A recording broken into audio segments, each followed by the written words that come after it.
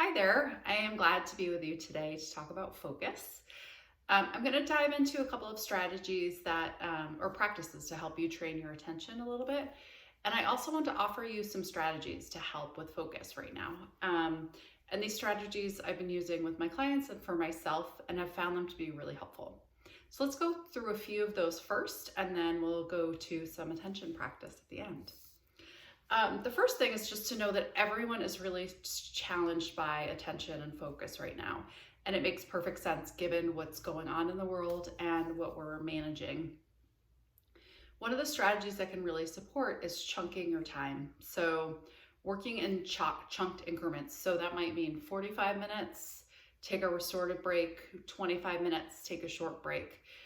Whatever chunks kind of work for you and your attention span and what you're doing is great. The most important part of that is when you take breaks, to have them be really restorative. So it can be very tempting to scroll Facebook and all of that, and that can feel delicious in the moment, but it's actually not that helpful in terms of giving ourselves a break, especially for our attention. So when you think about how much input there is in Facebook or social media, or if you're looking at the news, it's a lot for us to process and manage. So if we're trying to take a break to help with focus, it's not the best choice. Some things that can help are just getting some fresh air, having a drink of water, getting a snack that can kind of reactivate you. Those are all great things to do to help you refocus them when you come back. The second kind of major area to kind of look at to help with focus is to just have a routine when you sit down. So before I sit down to work, as an example, I just roll my shoulders back. I kind of get grounded in my seat. I think about what I'm doing and why I'm doing it, and then I get started. And that can really help me. It kind of trains myself to get into the zone more quickly. It's like in my muscle memory if I just consistently do the same routine. So that's just something to offer. And whatever routine works for you is great. It's just the consistency. So that might mean turning on specific music.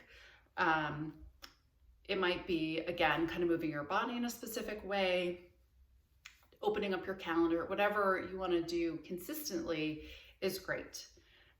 We know from research on getting into a flow state. So flow, of course, is kind of when time passes really rapidly without us realizing. We'll look at the clock and lots of time will go by.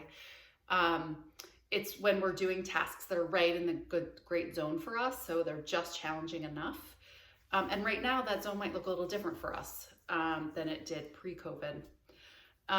It's also really helpful, as best you can, to limit distractions. So turning off notifications and pings. I know many of us are sharing our houses with other humans right now while we're trying to work.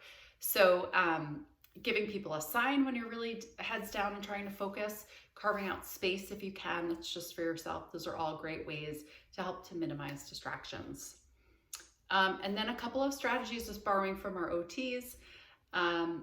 Things that offer oral stimulation, so gum, crunchy snacks, cold water. I find seltzer really helpful, and actually replacing that for my afternoon coffee has been really helpful. It's activating enough to kind of help me over that hump sometimes. So looking at things like that that can support you. Music you find really activating. Those are all ways to kind of help you to boost your attention and kind of get into a state where you're able to work really productively. Another kind of invitation is just to look at times when you have been able to focus really well and sort of deconstruct what happened there. So what kind of music were you listening to? What sorts of tasks was it? What time of day? So many of us have a peak time of day where we work most efficiently. So that might be really early in the morning, it might be mid-morning, it might be early afternoon, it might be evening. Whatever it is for you, just pay attention to what that time is.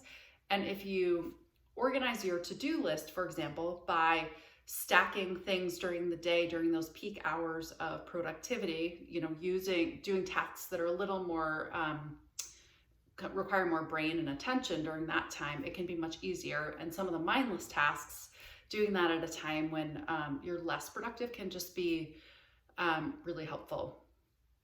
And then the other thing is just to take exquisite care of yourself right now. So we are managing a lot, both just in our work in our families, in the world. There's just a lot. So going back to the basics in terms of eating well, resting, getting exercise, whatever that looks like for you, taking care of your body, and some of the some of the self-care practices we talked about that serve you best. So remembering to focus on that. So I wanted to close out with a couple of exercises to help you with training your attention. We can use our senses and our focus on our senses to help us train our attention. So we're going to start first, and these can I think of them as mindfulness reps. It only has to last about 10 seconds each, so it's really quite short. And it's just an opportunity to help practice refocusing our attention. So our mind will drift, thoughts will enter, that's totally fine. It's actually helpful because it's in the bringing our mind back to the thing we wanted to focus on that builds the muscle of attention. So every time we lose our focus and come back, we're retraining our attention. So don't worry about it if your brain wanders. Just if you catch it, just bring it back. So the first thing we're going to do is use the sense of touch.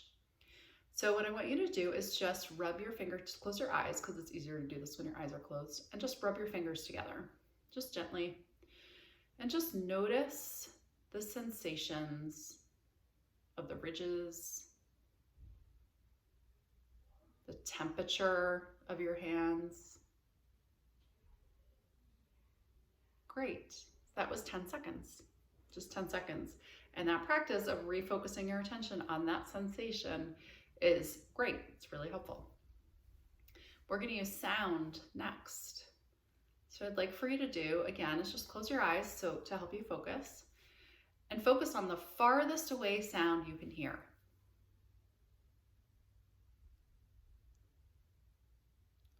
Great. Now focus on the closest sound you can hear. It might be the sound of your own breath.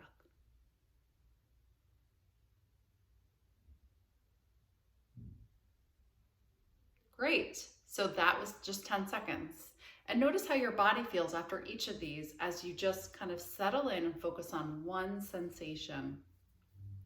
The last we're going to practice today is sight. So just pick something that draws your attention. It might be the plant behind me or the light, my scarf, or something in the room where you are. And just look at it. So we'll do this eyes open. Just look at it as if you've seen it. You're looking at it for the very first time. Don't analyze it. Just notice what you see in terms of the physical characteristics.